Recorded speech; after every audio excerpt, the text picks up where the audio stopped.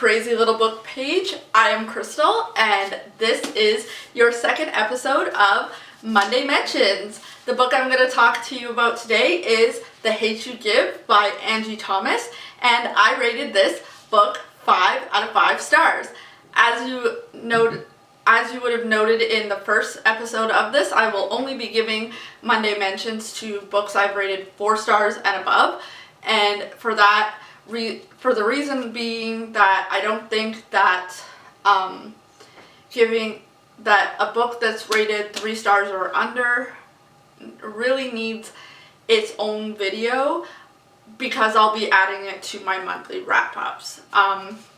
So if you don't like that and you would like to see my 3 stars and below in Monday Mentions, please mention down below and I will take that into consideration pending how many people actually want to see 3 stars and below, because I do read a lot of books and I feel like it might get overwhelming for you guys when it's not all gonna be 4 and 5 stars, and it's not going to be the best of the best that I've read, which is something I intended on for Monday Mentions. But if you do want to see a less than 3 star book review, I will definitely put it on there if that's what you guys want.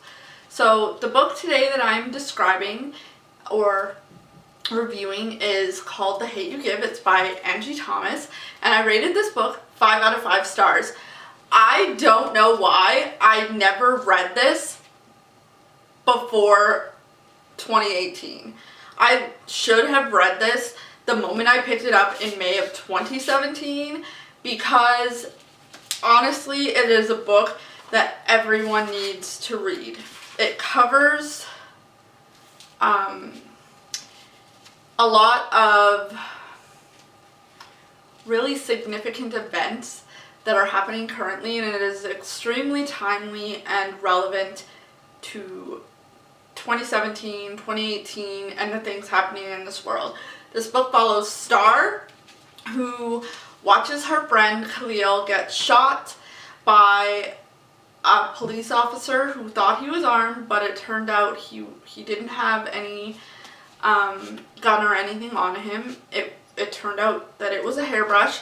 That is the only spoiler I'm giving about this book, but he is shot by a white cop, and it brings about a series and a chain of events that will lead brother against brother.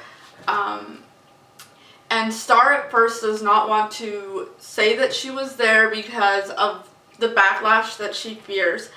And this book completely opened my eyes to the goings on in the world. It made me uncomfortable, and not in a sense of what the material was about, but because I had read things in this book that reminded me of things I have done that could have been harmful and hurtful to people other than myself, and it really made me think about being conscious of the things that I say and do in society going forward, so that I'm not unintentionally hurting people, especially people that I love and I'm friends with. And I just really think that everybody needs to read this book, because it is one that is extremely eye-opening and totally relevant today.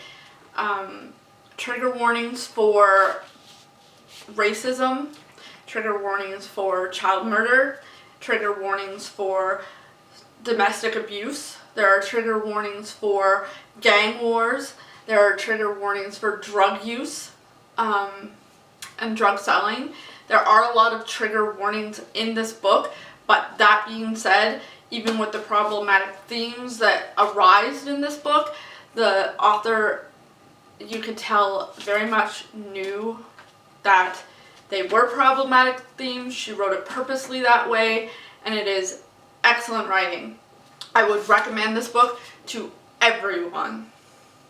And with that, that is our second episode wrap-up of Monday Mentions, and I will see you guys next time.